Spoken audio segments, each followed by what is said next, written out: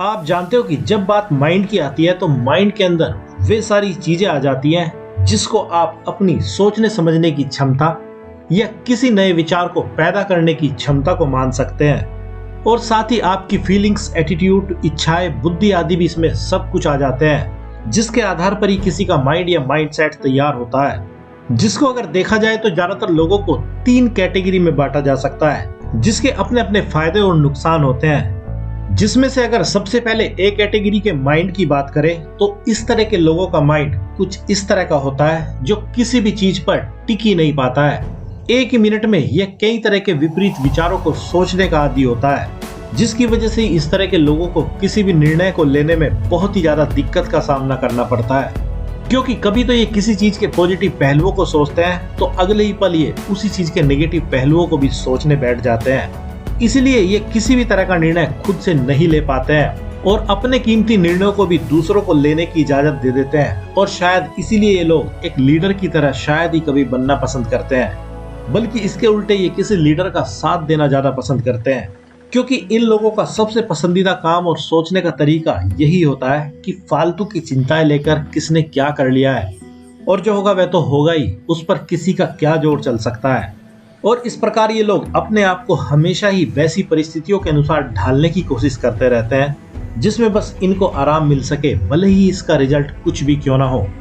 और अगर इस तरह के माइंड के फायदे की बात करें तो इस तरह के माइंड वाले लोग हमेशा ही दूसरों के द्वारा लिए गए निर्णयों को ही पूरा करना पसंद करते हैं, जिसकी वजह से ये लोग हर समय अपने आप को बहुत ही ज्यादा रिलैक्स महसूस करते हैं और फालतू की टेंशन अपने से दूरी रखते हैं। मतलब ये कि इस तरह के दिमाग के लोग टेंशन, चिंताओं आदि को अपने ऊपर हावी ही नहीं होने देते हैं और हर परिस्थिति में अपने आप को खुश रखने की कोशिश करते हैं। और अब अगर बी कैटेगरी के माइंड की बात करें तो इस तरह के माइंड के लोग बहुत ही कठोर किस्म के नियम कायदों को खुद पर लागू करने वाले और दूसरों पर भी लागू करने वाले होते हैं। ये लोग हर काम को पूरे नियम और तौर तरीकों से ही करना पसंद करते हैं, जिसके कारण ये कई बार तो किसी भी प्रकार के चेंज को बर्दाश्त नहीं करते हैं। क्योंकि इस तरह के माइंड वाले लोगों को किसी प्रकार का अचानक बदलाव बिल्कुल भी पसंद नहीं आता है, भले ही यह बदलाव कितना ही जरूरी क्यों ना हो। इसलिए इस तरह के लोग उस तरह का काम हमेशा ही करना पसंद करते हैं जिसमें उनको रोज रोज बहुत ज्यादा बदलाव ना करना पड़े। और साथ ही इनका मोटो कुछ इस तरह का होता है कि जो एक बार करने का ठान लिया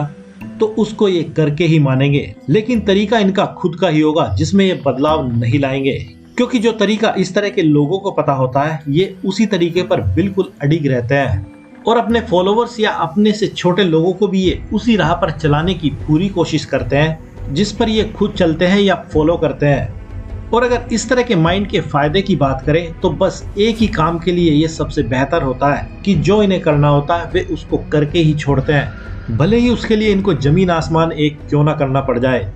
और अब अगर तीसरे सी कैटेगरी वाले लोगों की बात करें तो इस तरह के माइंड वाले लोग बड़े ही ओपन माइंडेड होते हैं। इनको दुनिया की हर चीज में इंटरेस्ट होता है। ये लोग बी कैटेगरी वाले लोगों की तरह किसी भी काम को करने की अगर ठान ले तो उसको करना भी जानते हैं, लेकिन उसके लिए किसी काम को करने के लिए बिल्कुल नए तरीके को अपनाने से भी पीछे नहीं रहते हैं। इनके लिए एक ही टाइम में रूल्स और रेगुलेशंस कीमती भी होते हैं, तो कभी कभी ये ऐसे बर्ताव करते हैं जैसे इनके लिए सारे रूल्स और रेगुलेशंस बेकार की बातें हो।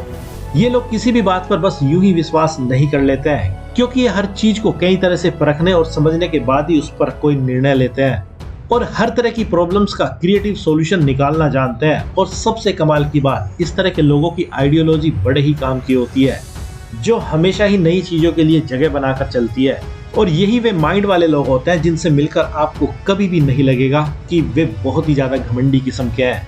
और अब अगर इस तरह के माइंड के फायदे की बात करें तो इस तरह के माइंड वाले लोग इस दुनिया में जो चाहे कर सकते हैं। उनके लिए कोई भी किसी भी तरह की लिमिटेशंस नहीं होती है, क्योंकि ये अपने माइंड का सबसे बेहतर यूज करना जानते हैं। इसलिए अब अगर इन सब बातों को समराइज किया जाए तो मुख्य रूप से ये 3 तरह के माइंड ही लोगों की लाइफ में बारी बारी से अपना रोल निभाते रहते हैं। क्योंकि ऐसा जरूरी नहीं है कि कोई पूरी लाइफ एक ही तरह के माइंड को यूज करे, क्योंकि जैसे जैसे कोई अपने और अपने माइंड के बारे में जानना और समझना शुरू कर देता है वह आखिर में सी कैटेगरी में ही पहुंच जाता है, जहां पर कोई अपने माइंड का मैक्सिमम यूज तो करता ही है, साथ ही अपनी लाइफ को भी काफी हद तक एंजॉय करने लगता है।